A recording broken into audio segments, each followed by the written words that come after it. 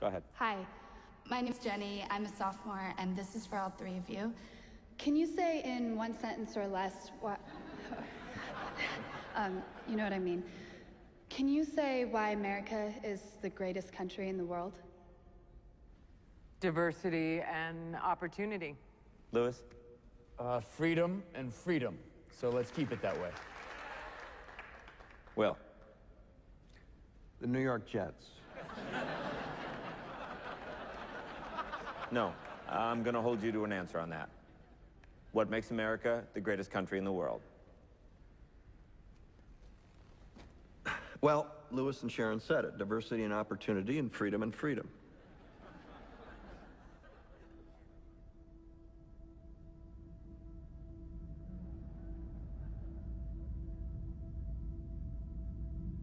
I'm not letting you go back to the airport without answering the question.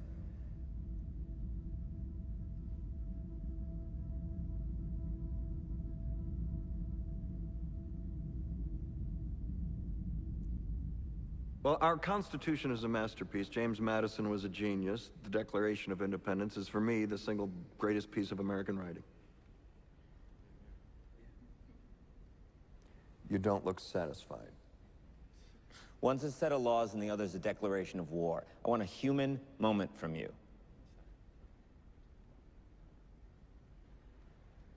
What about the people? Why is America Not the greatest country in the world, Professor. That's my answer. You're saying... Yes. Let's talk about... Fine. Sharon, the NEA is a loser. Yeah, it accounts for a penny out of our paycheck, but he gets to hit you with it anytime he wants. It doesn't cost money. It costs votes. It costs airtime and column inches. You know why people don't like liberals? Because they lose. If liberals are so fucking smart, how come they lose so goddamn always? Hey. And with a straight face, you're gonna tell students that America is so star-spangled awesome that we're the only ones in the world who have freedom? Canada has freedom. Japan has freedom. The UK, France, Italy, Germany, Spain, Australia, Belgium has freedom. So 207 sovereign states in the world, like 180 of them have freedom. All right. And yeah, you, sorority girl, just in case you accidentally wander into a voting booth one day, there's some things you should know. And one of them is, there is absolutely no evidence to support the statement that we're the greatest country in the world. We're 7th in literacy, 27th in math, 22nd in science, 49th in life expectancy, 178th in infant mortality, 3rd in median household income, number 4 in labor force, and number 4 in exports. We lead the world in only 3 categories: number of incarcerated citizens per capita, number of adults who believe angels are real, and defense spending, where we spend more than the next 26 countries combined, 25 of whom are allies. Now, none of this is the fault of a 20-year-old college student, but you nonetheless are, without a doubt, a member of the worst generation ever.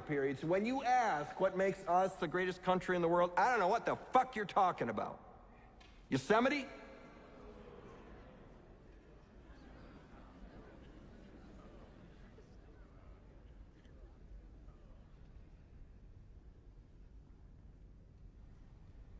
Sure used to be.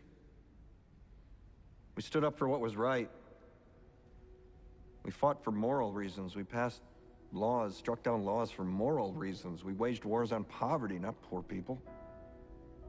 We sacrificed. We cared about our neighbors. We put our money where our mouths were, and we never beat our chest. We built great big things, made ungodly technological advances, explored the universe, cured diseases, and we cultivated the world's greatest artists and the world's greatest economy. We reached for the stars, acted like men. We aspired to intelligence. We didn't belittle it. It didn't make us feel inferior. We didn't identify ourselves by who we voted for in the last election, and we didn't scare so easy.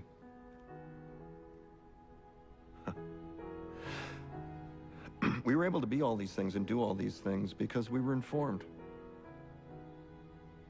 by great men, men who were revered.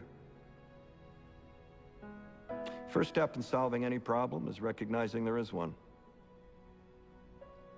America is not the greatest country in the world anymore.